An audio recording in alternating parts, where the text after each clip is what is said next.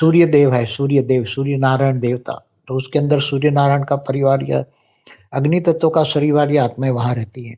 हर कोई ग्रह पर, सभी ग्रहों पर मनुष्य रहते हैं, मतलब अलग-अलग तत्वों के हैं, कोई 3 तत्वों का है, कोई 2 तत्वों का है, कोई 1 तत्व का है। ऐसे कैटेगरी के अलग-अलग आत्माएँ रहती हैं। तो दूर-दूर से आने वाली आत्माएँ परम तत्वों की भी होती हैं, परम लाइट की भी होती हैं। तो ये एलियंस है, ये एलियंस अलग-अलग जगह से, अलग-अलग लोक से, हमारे ब्रह्मांड में 14 लोक हैं।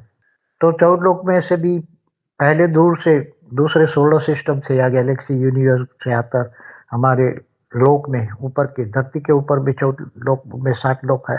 60 लोक में आती हैं, फिर धीरे-धीरे नीचे उतरती हैं, फिर उस पर वायुमंडल का इफ़ेक्ट होता है, तो वो एलियन धीरे-धीरे इफ़ेक्ट होते हैं, नेगेटिव हो जाते हैं और वो विनाशकारी बन जाते हैं, माना असुर बन जाते हैं।